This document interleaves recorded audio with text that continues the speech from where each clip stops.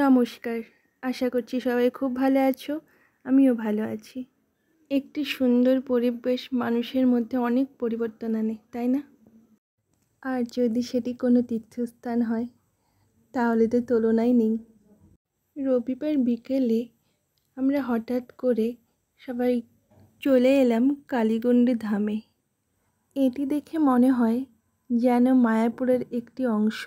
সবার মুখে শুনেছি খুব সুন্দর জায়গাটা, কিন্তু আমার যাওয়া হয়নি। তাই প্রথমবার চলে এলাম কালীগণ্ডী ধামে, আমি এবং আমার পরিবার। যদিও আমার বাড়ি থেকে দূরত্বটা অনেকটাই কম, তবুও যাওয়া হয়নি। আচ্ছা, তোমরা এখানে গিয়েছো সবাই?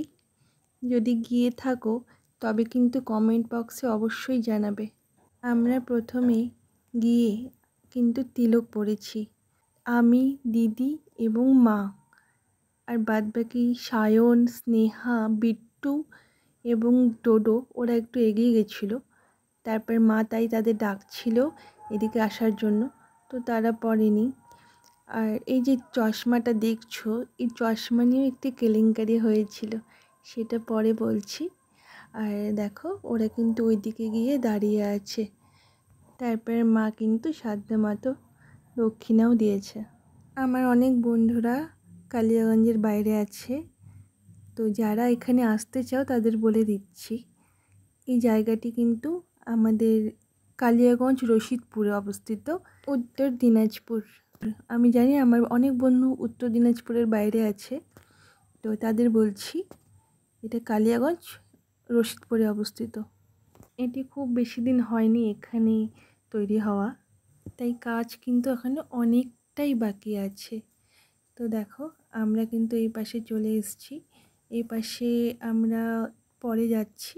তো আমরা আগে এদিকে যেখানে মায়ের মন্দিরটি আছে, যার নামে মা কালীগণ্ডী ধাম এটা, তো সেই দিকটাই প্রথমে আমরা যাচ্ছি। তো ওরা আগে আগে আছে আর আমরা একটু পিছিয়ে পিছিয়ে আছি। ডোডো স্নেহার কোলে আছে। ডোডোকে আমরা নিয়ে গেছি কারণ ও আমাদের পরিবারের সদস্য। অনেকে কিন্তু ডোডোকে নিয়ে যাওয়া হয়তো বা অপছন্দ করতে পারে, কিন্তু আমার মনে হয়নি যে ওখানে অপছন্দ কেউ করেছে। কারণ হচ্ছে ওখানে অনেকেই এসছে ডোডোর সাথে সেলফি তুলতে, তো ডোডো তো সবার সাথে মানে কমফর্টেবল না, সেই জন্য কিন্তু ও সবার কোলে যায়নি, তবে হ্যাঁ তুলেছে। স্নেহার সাথে ছিল, ওইভাবেই ছবি তুলেছে। তো দেখো আমরা কিন্তু চলে এসেছি মায়ের মন্দিরের এখানে। কি অপরূপ সুন্দর মায়ের মুখটি দেখো তোমরা, দেখলেই যেন মন জুড়িয়ে যায়।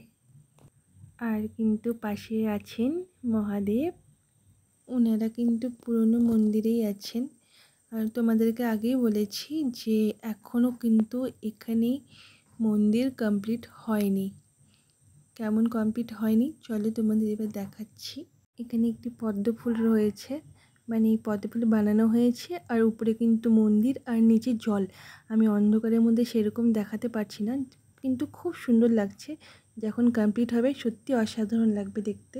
আর দিনের বেলা হলেও হয়তো আমি তোমাদের দেখাতে পারতাম। তারপর চলে এসেছি আমরা এদিকে, এখানে অষ্টপ্রহর হয়। আমি এখনও তো যাইনি, এবার যখন হবে আমি অবশ্যই যাব। আর এদিকে কিন্তু রাধা মাধবের মন্দির রয়েছে। আর তোমাদের বলেছিলাম যে চশমা কেলেঙ্কারির কথা, তো আমার মা এখানে এসে বলছে মায়ের চশমাটা নেই। আর এখানে আমি, দিদি আর মা ছিলাম, আর ওরা কিন্তু অন্যদিকে এগিয়ে গেছে।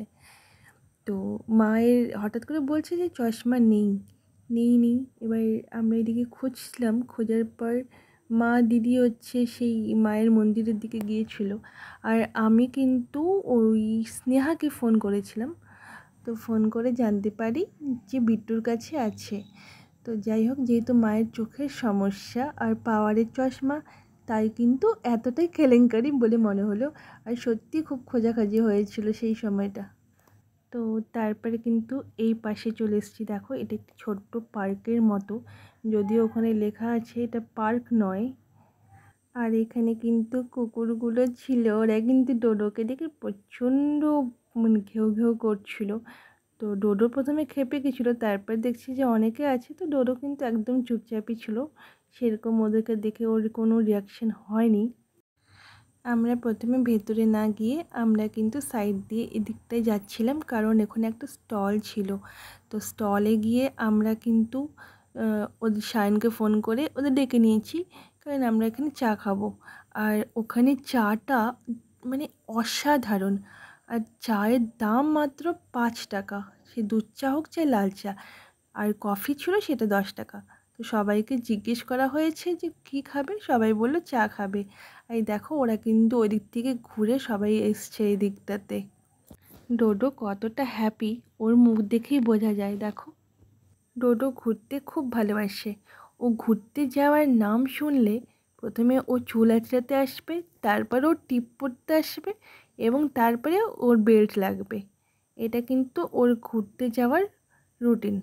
যদিও সে ছেলে, কিন্তু তাও টিপ পরতে ভালোবাসে। কিন্তু আর ওকে টিপ পরলে একটু বেশি কিউট লাগে। এই দিদিভাইটা কিন্তু চা রেডি করছিল, আর চাটা সত্যি অসাধারণ। আমি আবার বলছি, কথাটা রিপিট করছি, আমার সত্যি খুব ভালো লেগেছে। কার কেমন লেগেছে আমি জানি না, কিন্তু আমার তো দারুণ লেগেছে। তোমরা ওখানে গেলে চাটা খেতে কিন্তু মিস করবে না। আর দেখো এই পাশ থেকে যেটা আমার সব থেকে খুব ভালো লেগেছে, এর পাশে পুরো জমি যেখানে ধান চাষ হচ্ছে, আর এর সবুজ তো পুরোটা এত সুন্দর লাগছে, মানে জায়গাটা যেন আরও এটার জন্য একদম পাল্টে গেছে। তোমরা দেখেছো ঢোকার সময়ও কিন্তু ওইদিকে একটি জমি ছিল। সবাই গল্প করতে করতে এখানে আমরা চা খাচ্ছিলাম। বেশ মজা হচ্ছিলো, আনন্দ হচ্ছিলো, একটু শান্তি লাগছিলো। আর তারপরে কিন্তু আমরা কিছু ফটোশ্যুট করেছি। তারপরে এখানটাতে আমরা এদিকে চলে এসেছি, আর এই জায়গাটার মধ্যে ডোডোর সাথে অনেকে সেলফি তুলেছে। আমি শুনেছি এটি একটি লেডিস হস্টেল, যদিও শোনা কথা, আমার ঠিক জানা নেই। তারপর দেখো, এটা সব থেকে আমার দারুণ লেগেছে। এটা কিন্তু একটি কচ্ছপ, এবং অরিজিনাল, পুরো অরিজিনাল কচ্ছপ এই জায়গাটা রাখা আছে। তো সেখানে অনেকেই ফটোশ্যুট করছিল। তারপর কিন্তু ফটোশ্যুট করে আমরা এই জায়গাটা থেকে বেরিয়ে গেলাম। ওরা কিন্তু সামনের দিকে এগিয়ে গেছিলো, আর আমি আর মা এদিকে ওয়েট করছি। তারপরে আমি হঠাৎ দেখি দিদি নেই, তাই দিদি কোথায় গেল। তারপর দেখি দিদি কিন্তু সে মন্দিরের দিকে আছে। তো আমিও কিন্তু ওকে ফলো করতে করতে মন্দিরে চলে গেলাম, এবং গিয়ে দেখি ও তিলক কাটছে আবার। আসলে প্রথমবার যে তিলক দিয়েছিল সেটা এতটাই পাতলা ছিল যে একদম আমাদের কপালে লাগেনি। তো সেই জন্য দিদি আরেকবার দিচ্ছিল। তো ওর সাথে সাথে গিয়ে কিন্তু আমিও দিয়ে দিয়েছি। তারপর দেখো ওখান থেকে আমরা বেরোচ্ছিলাম, এবং বেরোনোর সময় আমাদের ইচ্ছে করছিল না, ওই সময় সন্ধ্যা আরতি হবে। একজন বলল ওখানে ওয়েট করতে। তো আমাদের যেহেতু তাড়া ছিল, তাই আমরা বেরিয়ে গেলাম। তবে আমরা আবার যাব, আমরা রবিবারে যাব আবার। তো ইচ্ছে আছে, ভগবান যদি চায় তো যাব। তো চলো, তবে আবার দেখা হচ্ছে।